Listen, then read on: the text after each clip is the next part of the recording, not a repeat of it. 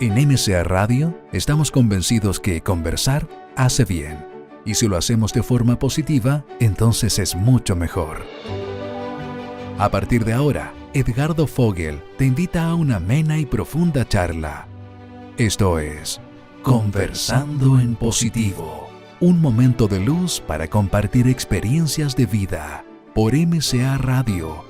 Resonando con el alma. Muy buenas tardes a todas las amigas y amigos. Hoy día vamos a hablar de las constelaciones familiares y el desarrollo humano. Y tenemos a un gran invitado, Alfredo Colovati. Buenas tardes, Alfredo, hola. Hola, Edgardo, gracias por invitarme. Contrario, bienvenido. ¿Te acuerdas de lo que dije yo, no?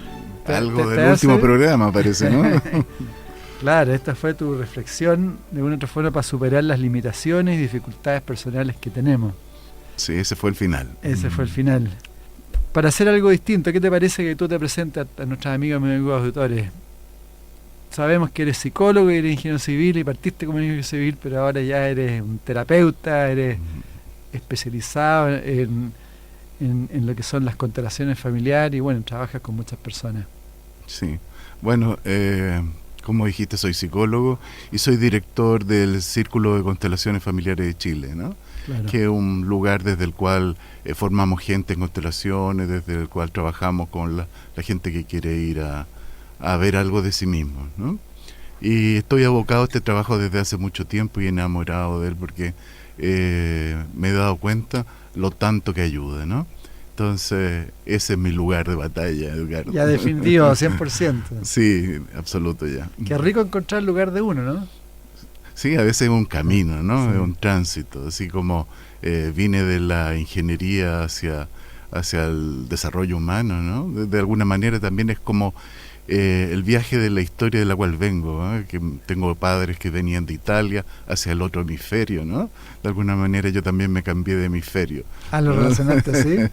Es una de las lecturas, ¿no? Sí. ¿Y qué otras lecturas sacas de ti mismo a través de lo que tú estás haciendo justamente con constelaciones familiares?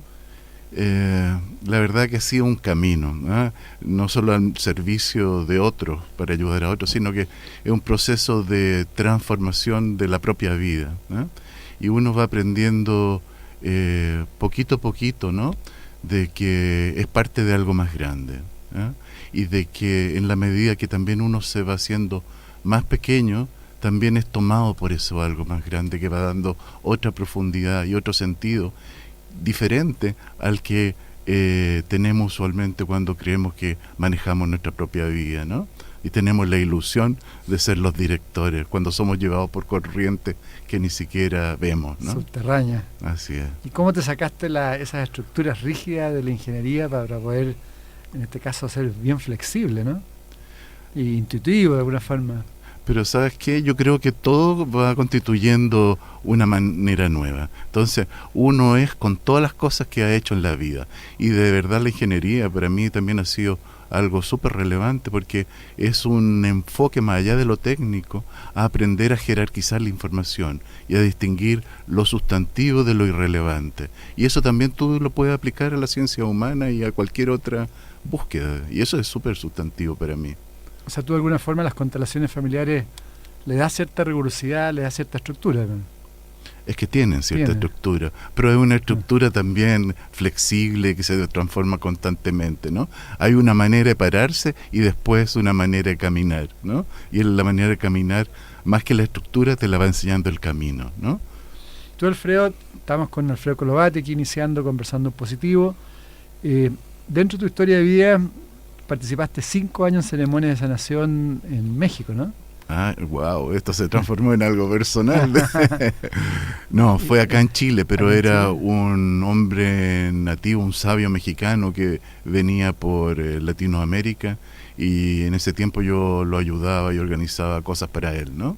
¿Y qué aportan? No va tanto a lo íntimo, sino en el fondo, ¿cuál es el aporte que tienen estas ceremonias y todo lo que tenemos de la civilización mexicana, mapuche también? Mira, estas visiones, estas cosmovisiones claro, chamánicas, ¿no? Son una manera absolutamente diferente de mirar la vida como la miramos nosotros, ¿no? En el sentido de que desde esas cosmovisiones está todo interrelacionado, todo forma parte.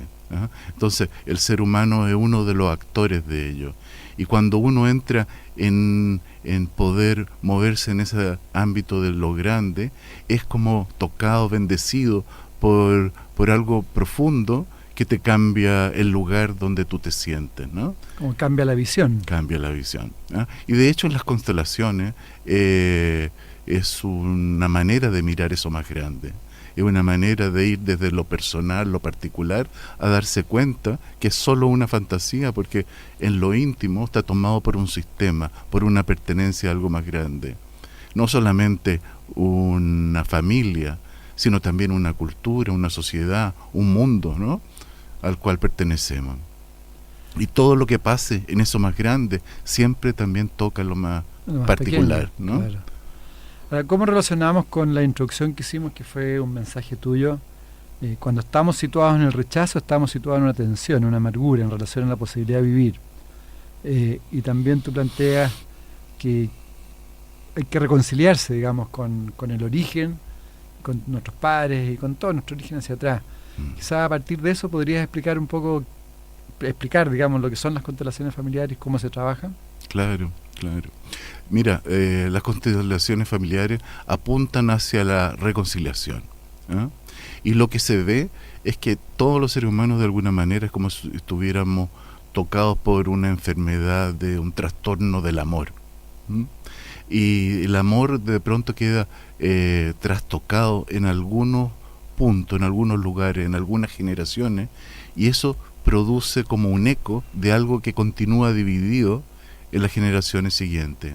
Entonces se muestra que los que quedaron excluidos por las razones que fuere, de alguna manera es como si generaran una dificultad que es tomada por los posteriores.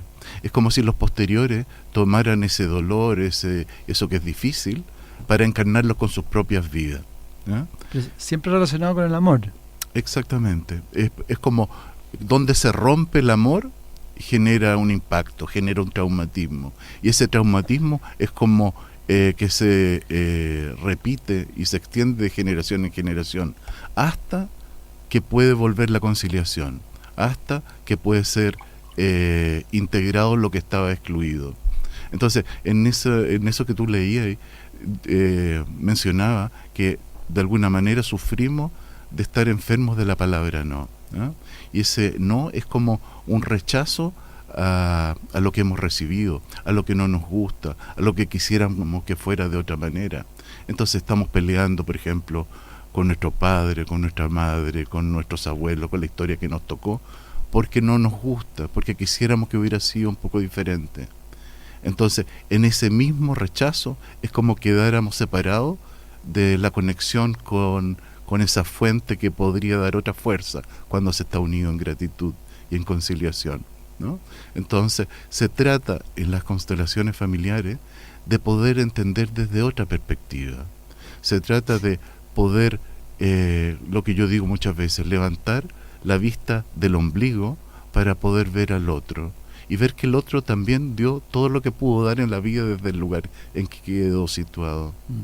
Entonces, cuando podemos cambiar esta perspectiva, cambia nuestro sentir, cambia nuestra forma de relacionarnos, y eso es la conciliación. Y esto tú dices que pueden ir de muy atrás. Así es. Perdón, ¿y qué base como más científica uno puede se determinan para que esto, digamos, definir qué es así? Bueno, esta no es ciencia dura, ¿no? Pero muchas corrientes de la psicología comenzaron a mostrar, digamos, de que lo que le sucedía a las personas iba más allá de su dimensión personal y su biografía, ¿no? En un momento la psicología estuvo centrada en el individuo, y después, por ejemplo, con una mirada sistémica, se vio que el ser humano pertenecía a un sistema, a una familia, a algo más grande, y que lo que le pasaba a esa persona tenía que ver con lo que le pasaba a ese sistema. Y después comenzó una mirada que ya no era solamente lo que le pasaba a la familia ahora, sino que era algo transgeneracional.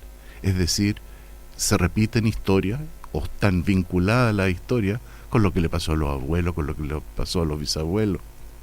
Y de alguna manera cada uno es el producto de lo que se pudo y de lo que no se pudo.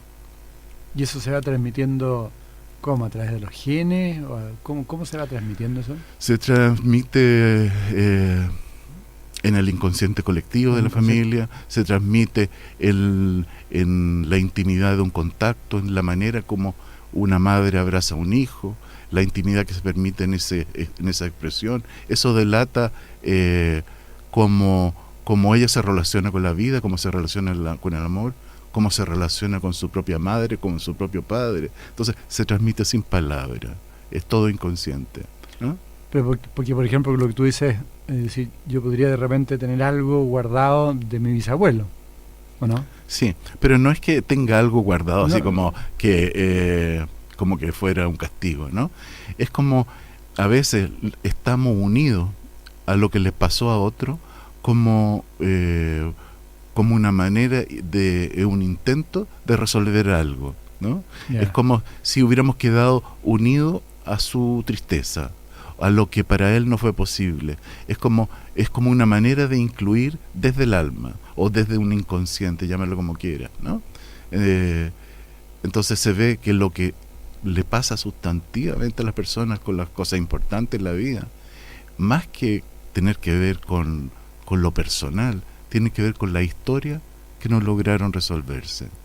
Entonces, cuando logra encontrar solución en nosotros, cuando eso que quedó roto logra encontrar la paz y la conciliación, es como si fuera una onda, ¿no? Amorosa que se extendiera en todas las direcciones, no solamente a los que vienen, a los hijos, al futuro, sino que misteriosamente incluso hacia los que se fueron, ¿no? Y eso se ve en el mundo de las constelaciones. ¿Cómo se va desarrollando, cómo se va sacando esos nudos? ¿Cómo se hace el trabajo? Como trabajamos con una metodología que desarrolló Bert Hellinger, que es el desarrollador de las constelaciones familiares, ¿no? Y se trabaja juntando ciertas personas que vienen a trabajar cada uno un tema específico, y se escogen representantes, ¿no? Entonces, para mostrar una escena determinada. Entonces, misteriosamente los representantes se empiezan a conectar con las personas que representan sin conocerlo. Es una cosa difícil de explicar, hay que verla, ¿no? Porque si no, uno no entiende cómo. Uno podría decir que es un campo cuántico, podría decir que un campo de informaciones, pero entonces lo que le empieza a pasar a los representantes permite que comience a salir a flote lo que está detrás de una situación en lo profundo, ¿no? Por ejemplo, llega alguien y dice, me va mal en el trabajo, ¿no? No me resulta nada, ¿no? Y entonces pareciera que tiene que ver solamente con capacidades, y de pronto tiene que ver con lealtades, y de pronto tiene que ver con ser leal a un abuelo que fue juzgado como fracasado, y de alguna manera es como de esa manera es como si me uniera en el corazón a él. O de pronto me saboteo la vida para que no me vaya bien, para no ganarle al padre que rechazo. ¿Ah? Entonces son lugares que a veces nos dejan en situaciones inconfortables o difíciles sin darnos cuenta de lo que estamos llevando.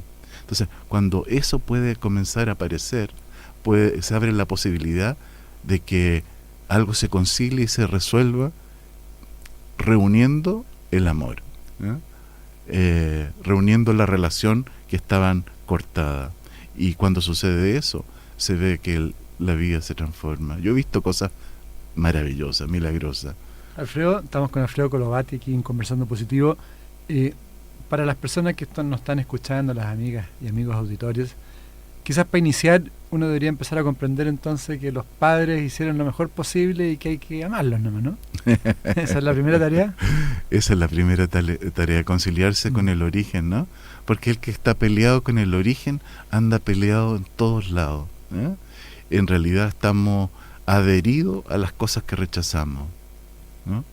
Había un gran sabio, ¿eh?, que dijo una vez, sea amigo de todos, no tengas ninguna filtro muy difícil para escoger tus amigos, pero para tu enemigo sé muy inteligente, porque te vas a convertir en él. Qué buena, ¿eh? Hablando de eso, tú hablaste el tema del resentimiento. Y el resentimiento hace tanto daño, porque uno guarda resentimiento por lo que tú estás expresando. Son resentimientos también que vienen en la historia de uno, ¿no? Claro, hay historias que de pronto parecieran no ser tan complejas, ¿no? Como cosas de carácter de una hija con una madre, y de pronto ese conflicto después se repite entre su propia hija y ella misma. Es como las cadenas de repetición, ¿no? Pero hay otras cosas que son como más complejas, ¿eh? De pronto hay padres que en realidad estuvieron en situaciones muy agresivas con sus hijos, ¿no? Y los que tenían que cuidar de pronto perturbaron la vida. Entonces, ¿cómo se encuentra la conciliación en esos casos, no? Pareciera más difícil, ¿eh? Pero sin embargo, si la persona no lo puede resolver en sí mismo, si no puede encontrar una pacificación en torno a esa historia en su corazón, va a repetir la misma complejidad en todas sus relaciones. Por ejemplo, en la relación de pareja. Es decir, hay una mujer que está enojada con un padre alcohólico y dice, nunca voy a escoger un hombre que tome, y de pronto se casa con uno que es abstemio absoluto, y quiere al final, porque estaba peleado también con un padre alcohólico, y de pronto una crisis de vida lo vuelve a situar en el mismo lugar. Y una mujer que dijo que nunca se encuentra a los 2 años con un hombre que se vuelve alcohólico. Entonces se repiten las historias que rechazamos. Y eso se ve mucho, Alfredo, en las relaciones de pareja. Entonces, que de repente se desarrollan relaciones de pareja por intereses que estaban ocultos, inconscientes, y vienen matrimonios que no tienen nada que ver, ¿no? O sea, todo tiene siempre que ver, ¿eh? Claro, ¿no? algo hay que aprender ahí. Claro, exactamente, que esa es la lección, ¿no? Pero lo que se ve es que detrás del amor, el enamoramiento que dura un tiempo, ¿no? Lo que hay detrás es como la complejidad de algo que sucedió en cada uno de las familias. Es como si una familia se enamorara de la otra familia en el intento de resolver algo, ¿eh? Y eso se expresa en nosotros mismos, ¿no? Claro, tú dices que esta historia de dolor se expresa como un campo de información que se reproduce en las siguientes generaciones. Puede ser una depresión, una enfermedad, una compulsión a la muerte, por ejemplo, a través de una adicción, un tropiezo afectivo reiterado, dificultades económicas recurrentes. O sea, desde las diferentes aristas que puede mostrar un problema, por ejemplo, siendo uno víctima, siendo otro victimario, es decir, sufriendo el problema entre nosotros o generándoselo a otros. Claro. Son las repeticiones. Y tú hablas, las constelaciones familiares, en el fondo, lo hablas como un holograma vivo en nuestro corazón. ¿Cómo un qué? Holograma vivo en nuestro corazón. Sí. Es una imagen muy bonita esa para mí, porque es como que en cada uno de nosotros tuvieran toda la historia de las cuales venimos, ¿no? El holograma tiene la particularidad de que si uno saca una parte del holograma, reproduce el todo. Claro. Entonces, eso es lo que sucede en nuestras vidas, ¿no? Es como si todas las historias estuvieran dentro de nosotros, ¿no? Jodorowsky tiene una frase muy bonita ahí, ¿no? Dice, venimos a iluminar a nuestros ancestros. Esa es la misión de vida de cada uno. Y eso tiene que parece poético, tiene un sentido profundo, porque es como que cuando eso que hace conflicto en nosotros encuentra una transformación, es como si transformara el origen de donde viene esto, ¿no? Y también fuera tocado de alguna manera especial. Ahora, este acto de transformación que tú hablas tiene que ver también con el desarrollo de la conciencia, con empezar a abrir los ojos, con empezar a conocerse a sí mismo, ¿no? No es algo así tan simple. Evidente. Sí, es que lo que pasa es que yo tengo la impresión de que nuestra fantasía de autosustentación, ¿no? Desconocemos lo esencial, nos olvidamos de lo esencial, que es la pertenencia a algo más grande, ¿no?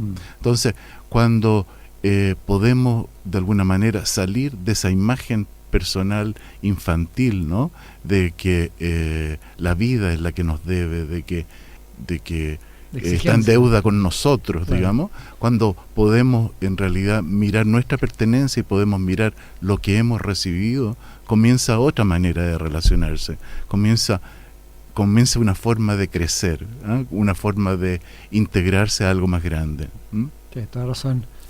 Hay un libro que también tiene que ver con lo que tú estás hablando de Hellinger, que son las órdenes del amor. ¿Podrías aclarar un poquito más qué significa eso, las órdenes del amor? Sí. Mira, Bert Hellinger desarrolla un marco comprensivo para lo que le sucede a las personas en sus relaciones, y él plantea de que el amor se sustenta en ciertos órdenes, ¿no? En la medida de que se respeten esos órdenes, las relaciones también. Y en la medida que no se respeten, hacen síntomas las relaciones. ¿Hacen? Síntomas. Síntomas. Y de alguna manera se vuelven dolorosos, se vuelven pesadas, ¿no? Entonces, plantea de que hay 3 órdenes, ¿no? El primero de es que todos tienen derecho a la pertenencia, los que pertenecen a un sistema. Entonces, cuando alguien es excluido, por las razones que sean, imaginemos, por ejemplo, de que hay un abuelo, ¿no?, que generó una estafa y se produce una vergüenza en la familia, ¿no? Entonces es como si le dieran la espalda, es como que si hicieran ignorarlo. Y todo eso que funciona a nivel moral nuestro hace síntoma a nivel inconsciente. Entonces el excluido va a ser restituido por otro de una generación siguiente. Entonces, por ejemplo, va a venir un nieto y de pronto en el colegio se va a robar las colaciones, ¿eh? O va a tener problemas de algún tipo con el tener y no tener, ¿eh? Entonces es como si con su propio destino estuviera incluyendo cosas de los excluidos de su sistema. Es una forma de amar lo que los otros no aman, ¿no?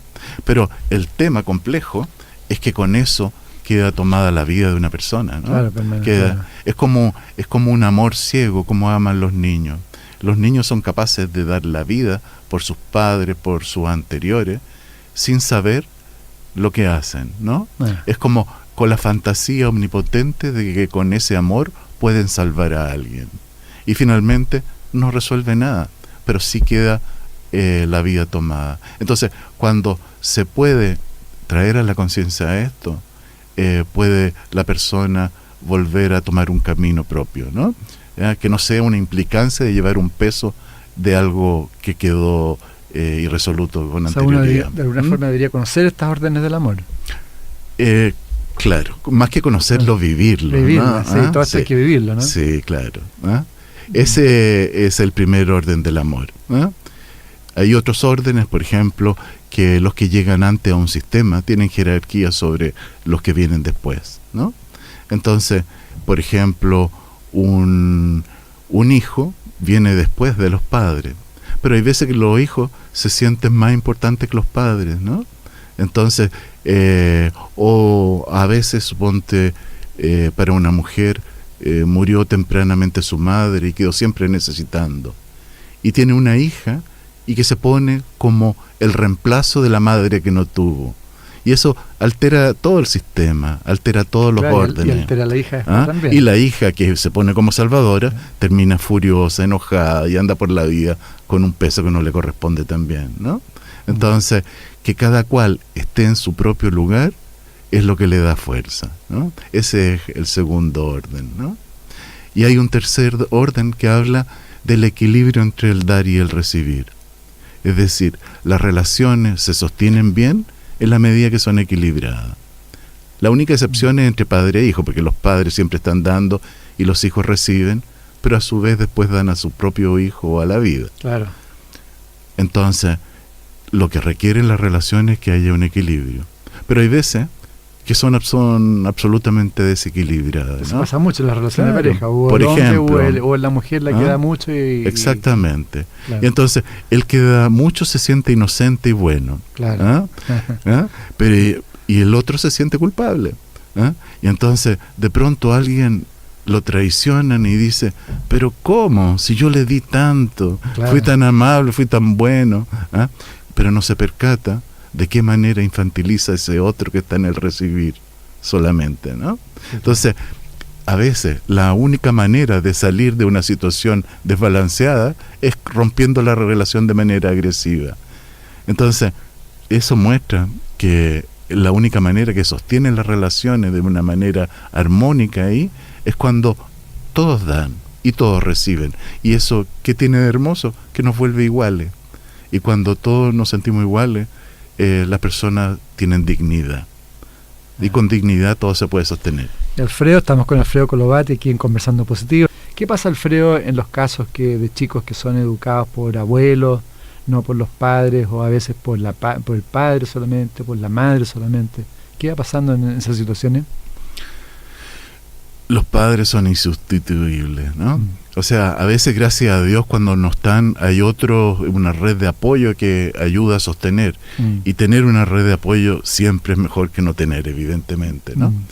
Pero los padres son insustituibles, ¿eh? Y eso incluso se ve en los casos de adopción, ¿no? Si las personas no tienen el permiso para integrar a sus padres en su corazón, van a ser síntomas de alguna u otra forma. Sí. Yo he escuchado muchos casos de chicos adoptados que finalmente después, cuando ya más grandes, hacen cosas muy feas con los padres de buena forma, los desconocen, los tratan mal, como que hay un resentimiento igual, ¿no? Claro, es que eso depende, ¿no? Depende si tienen el permiso para colocar a sus padres verdaderos, biológicos, en su corazón o no. ¿Y cómo se dan ese permiso? Eso se da en el corazón de los padres adoptivos, porque muchas veces las personas que llegan a la adopción pasan por situaciones tan dolorosas, tan difíciles con su propia negación de la paternidad, que de pronto, cuando tienen un hijo, quieren que sea el hijo que no tuvieron. Entonces es como si tuvieran miedo a que mirara en otra dirección, porque ellos tienen miedo.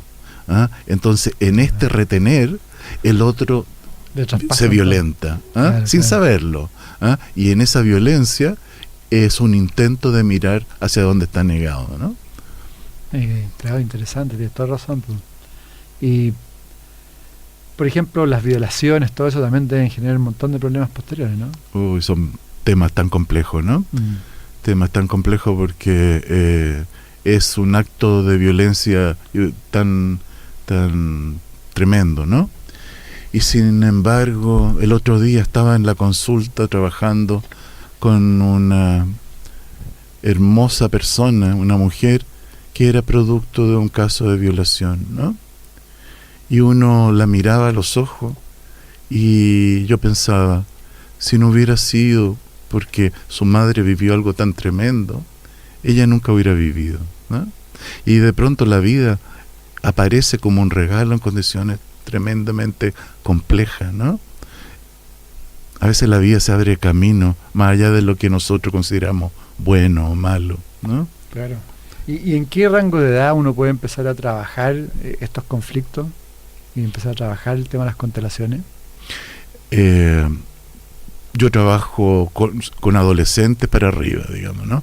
Porque con los niños hay que trabajar con los padres. Los niños son y llevan lo que los padres llevan, ¿no? Entonces ya los adolescentes comienzan a tener una imagen de sí mismo y una posibilidad de hacer algo diferente sobre los padres también. Sí. ¿Cómo has visto tú, digamos, a través de la experiencia que has tenido como terapeuta, como constelador? ¿Se dice constelador también? Sí, sí. Como constelador, los efectos en las personas. ¿Qué va pasando? ¿Cuáles son los procesos de cambio que se van produciendo? Cuando uno trabaja en un taller, en realidad trabaja con las personas que llegan a trabajar y muchas veces después no las ve y no tiene idea de lo que pasa, ¿no? Pero sin embargo llegan tantos regalos, ¿no? Que te escriben y te comentan cosas que suceden, ¿no? Y a veces es una bendición adicional, ¿no? Sí. La otra vez una mujer que había venido a trabajar con un niño que tenía un trastorno del desarrollo, algo estaba detenido en él, y me escribió como al mes siguiente y me contaba que después de la constelación, la semana, es como el niño como que se hubiera despertado y hubiera comenzado a vivir cosas y desarrollar cosas que antes le estaban negadas. Entonces, de repente aparecen cosas que son como milagrosas, maravillosas, que son como obras como del espíritu que está detrás de todo esto. Pero eso no significa que todos los casos sean igual. Claro. Evidentemente hay un montón de casos en que pasan pocas cosas, pero muchas veces tiene que ver con lo que estamos dispuestos a tomar o no tomar de lo que se muestra, ¿no? Porque a veces te pueden dar un regalo muy bonito mostrándote lo que está detrás de tu padecer, pero tú puedes decir, lo tomo o no lo tomo, ¿no? Y seguramente en parte lo que suceda después debe tener que ver con eso también. Y Alfredo, en el caso, por ejemplo, uno ve muchos casos de personas que siempre fracasan económicamente. ¿Cómo se puede trabajar, digamos, el tema de la prosperidad en personas que permanentemente, no, me va mal esto, me va mal lo otro, y qué más se están quejando? Claro, el tema de cómo uno se posiciona en la autosuficiencia en la vida es súper sustantivo, como otros temas, ¿no? De alguna manera uno ve que muchas veces tenemos nuestras capacidades menguadas por estas historias anteriores. Entonces, como te mencionaba antes, se ve recurrentemente que a alguien le va reiteradamente mal porque está implicado con una lealtad inconsciente, ¿eh? Con un anterior, ¿eh? o con no poder tomar adecuadamente la fuerza de la vida, y la fuerza de la vida viene de papá y mamá, ¿eh? Cuando por ejemplo se rechaza a la madre por las razones que sea, cuando se está rechazando a lo que te ha dado la vida, estás enojado con la vida. Claro. Y cuando estás enojado con la vida te retribuye de la misma manera, ¿eh? No es un castigo, es que tú no puedes tomar lo que está por delante.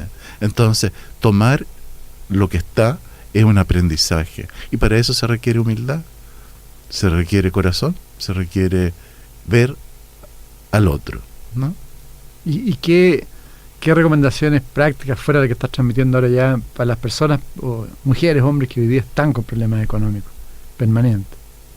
¿Cómo podrían iniciar un camino de rehabilitación?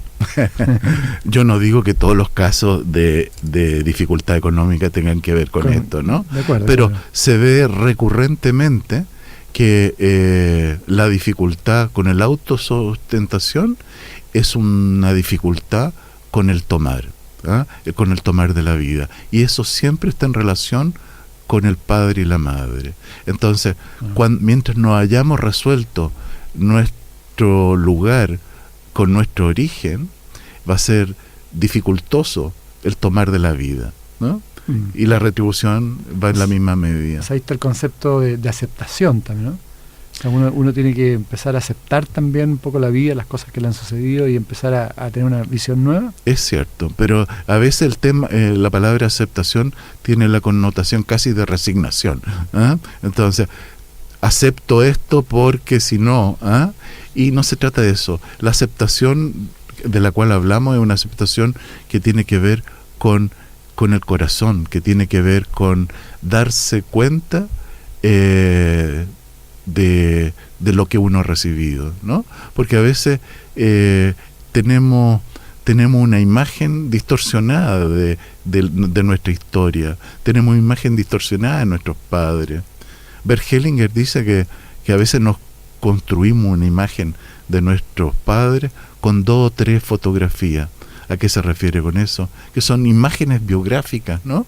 Y nos tomamos de esa imagen en que algo careció para nosotros, y construimos toda una manera de sentir y de pararnos, ¿eh? Pero desconocemos todo lo que significó el sacrificio, todo lo que se desvelaron, sí, todo lo que dieron, ¿no? Y todo lo que dieron en la circunstancia en que ellos estaban, en el lugar en que habían quedado. Entonces, cuando se puede ver lo que se ha recibido en la grandeza de lo que fue, es el corazón se vuelve humilde solo. Y cuando se vuelve humilde solo, se vuelve agradecido. Y cuando se vuelve agradecido, todas las cosas cambian. ¿Y cómo ayuda a la persona a elevar el nivel de conciencia? ¿Cómo lo haces tú, por ejemplo, para estar un poco más despierto, para conectarte con tu interior?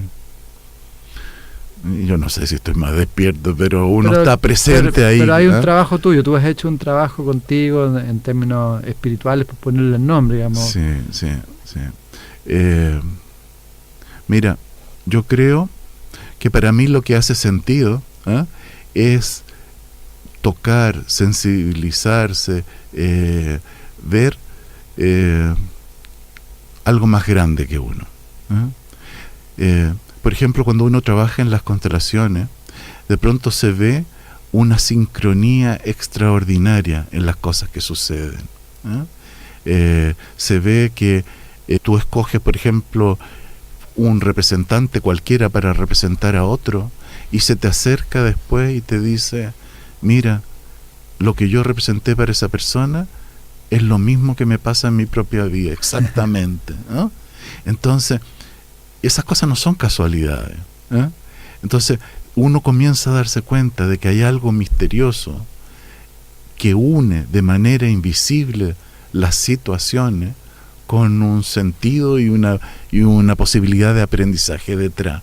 Entonces, cuando uno se abre a mirar eso más grande, uno se vuelve más humilde, uno se vuelve agradecido, uno se siente conectado con un amor más grande, un amor que va más allá de mis propias pequeñeces, de mis propias cosas, y eso da otro sentido.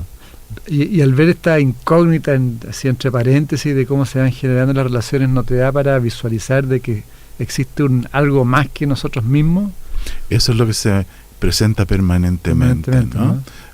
Es que hay cosas que son tan extraordinarias que uno dice, solamente otra inteligencia puede estar moviendo esto, si no, no tendría sentido, ¿no? Te pongo un caso, ¿no?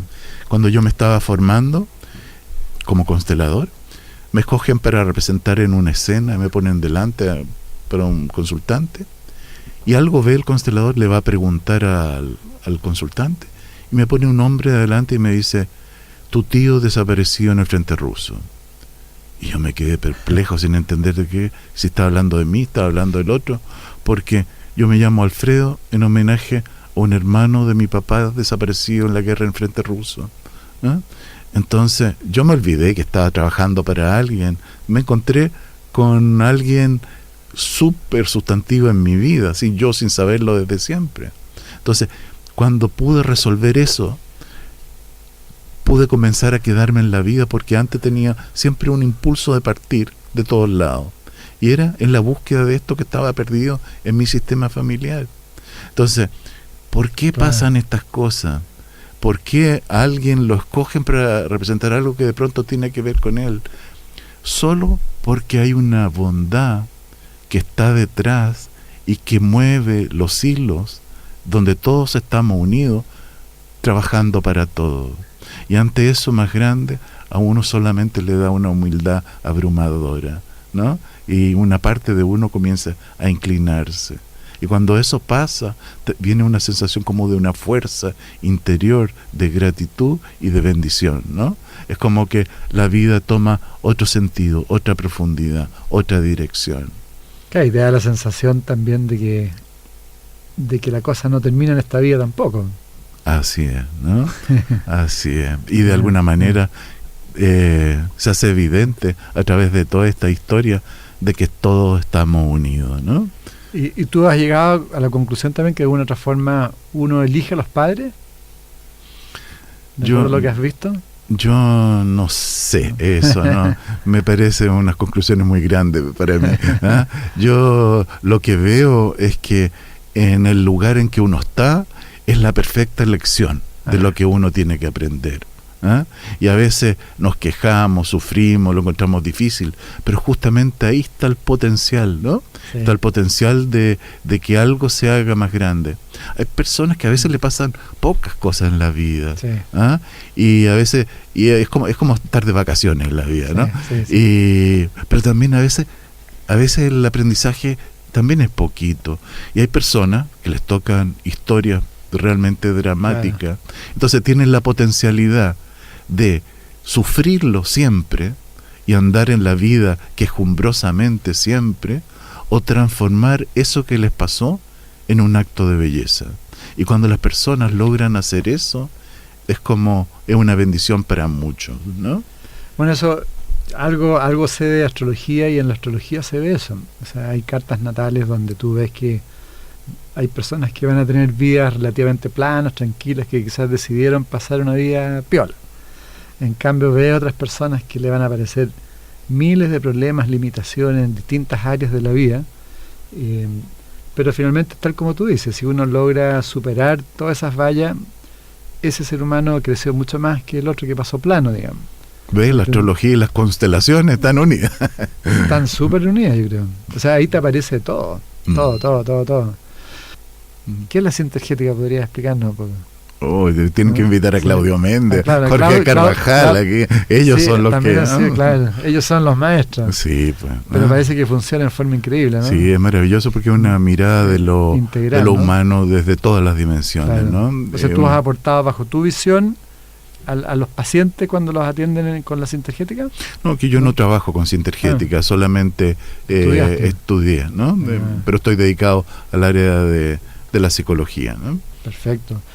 De resiliencia. La resiliencia tiene que ver un poquito con lo que tú estás haciendo, ¿no? O sea, tener esa capacidad de poder quizás perdonar, de cambiar a pesar de todas las adversidades. Me imagino que tú ves casos bien, de repente, complicados, conflictivos. Así es, de transformar la mirada finalmente, ¿no?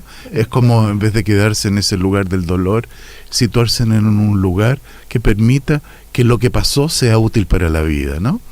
Y eso es lo que se ve que hacen las personas desde que tienen un movimiento desde la resiliencia, pero siempre que tengan una red que los sostenga, ¿no? Que es lo fundamental. Es bien sabio, y es bien simple, pero muchas veces no actuamos las personas. O sea, ¿por qué tenemos ese nivel de programación? Hay un tema cerebral también que nos programa tanto que nos hace actuar siempre de la misma forma. ¿Qué pasa ahí a nivel cerebral? Bueno, hay toda una mirada de cómo las creencias incluso se transforman en fisiología, ¿no? Y de alguna manera es como las creencias que tenemos en la vida son las que a veces limitan nuestro comportamiento, nuestro entendimiento y nuestro abrirnos, cerrarnos, ¿no? Y esas creencias siempre tienen que ver con los lugares de pertenencia de los cuales nosotros venimos, ¿no? Por ejemplo, podemos pertenecer a un club determinado y desde ese club sentirnos parte, y que eso nos da seguridad y nos da identidad, pero desde ese lugar excluimos a otros, a los que no pertenecen a ese club, a los que son del club vecino, ¿no? Claro. ¿Ah? Entonces, a veces nuestras creencias nos ayudan a sostenernos en un primer momento, pero también se transforman en una limitación para ir hacia un lugar más grande, ¿no? A veces para poder crecer, para poder desarrollarse, se requiere poder movilizarse más allá de lo que fue, de lo que se recibió. Pero a veces eso genera un poquito de culpa, ¿no? Pero también crecer a veces es bancarse la culpa. Claro, eso pasa también con las ideologías, con las religiones. Así es. Que nos va encuadrando, ¿no? Así es. Y no nos da posibilidades de cambio.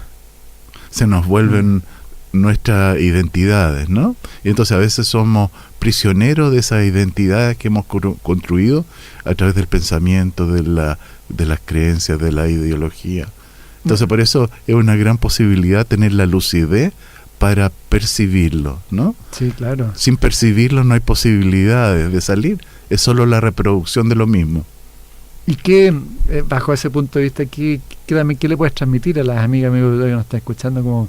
¿Cómo puede ir saliendo un poquito del programa en el cual estamos metidos? Bueno, cada uno tiene sus propias creencias, su propio lugar, ¿no? Tal vez distinguir si ese lugar es un lugar que aporta la vida o un lugar que quita la vida, ¿no? Había un gran maestro que se llamaba Don Juan para Carlos Castaneda, claro. ¿Escuchaste hablar de él, no? Por supuesto. Y él le decía, cualquier camino es bueno, siempre que tenga corazón. Pregúntate si ese camino que vas a tomar tiene corazón o no. Si tiene, tómalo. Si no, no sirve de nada. Y tal vez esa sea una buena manera de distinguir, porque hay tantos caminos buenos y todos sirven. El tema es si tienen corazón y si llevan hacia algún lugar. ¿Y cómo puedes medir que algo tiene corazón? ¿Es un sentir? Con el propio corazón se siente, ¿no? Sí. Y con los hechos, hacia dónde lleva, ¿no? Porque uno también puede sentirse inocente también en un camino determinado, siendo que un camino destructivo hacia otros caminos, ¿no? Entonces, por los hechos se ven las cosas también, ¿no? Por los resultados. Sí. Entonces, cuando se pueden hacer esas distinciones, tal vez se pueda mirar desde un lugar más grande, ¿no? Y un lugar más grande siempre es un lugar más inclusivo, que permite respetar las diferencias, que aunque el otro sea diferente a mí, es igualmente válido. Entonces, ese lugar ante la vida es un lugar que alienta un amor más grande. En cambio, mi identidad con lo que yo conozco, desde el lugar que yo vengo, también es un amor, pero puede ser un amor destructivo. Hay personas que se ponen un chaleco con bombas para ir a detonarlo en el país vecino y se sienten inocentes y se sienten que realizan algo relevante. Entonces, es un amor, pero es un amor desde una perspectiva más chiquitita, ¿no? Y parece que cuando el amor crece, puede incluir a los demás, puede incluir a los otros que sean diferentes a mí. Y cuando puedo mirar desde ese lugar de igualdad, es otra la dirección. Sí, cuando tú expresas, yo empiezo a visualizar lo que estás hablando, y me empezando como que uno tiene que abrir la cabeza y sacarse el techo, el tope mental que tiene en la cabeza y salir, ¿no? Así es. Y empezar a entregar, dar y vivir el momento presente, ¿no? Sí, pero a veces la identidad es tan mecánica, es tan automática, atrapa, ¿no? que uno no sabe que lo tiene siquiera. Claro. Entonces lo lleva. Entonces, por ejemplo, de pronto tú ves que hay una persona que está en un lugar tremendamente difícil en su vida y está identificado con el deseo tal vez de morir de su propio padre, que quiere unirse a la madre que perdió cuando tenía 3 años. Y entonces la hija lleva ese deseo de morir y se siente absolutamente conectada al amor, yéndose a un lugar que le quita vida, y sin darse cuenta.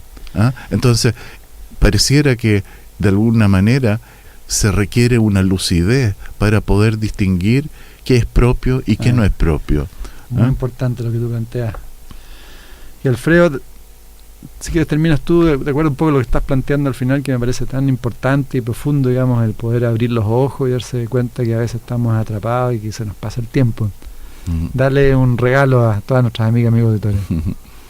Bueno, estábamos preguntándonos de alguna manera qué nos hace crecer. Entonces, desde la perspectiva del desarrollo humano, tal vez sea una paradoja. A veces crecer es achicarse, empequeñecerse, ¿no? Es como ir con la vida en vez de contra la vida, ¿no?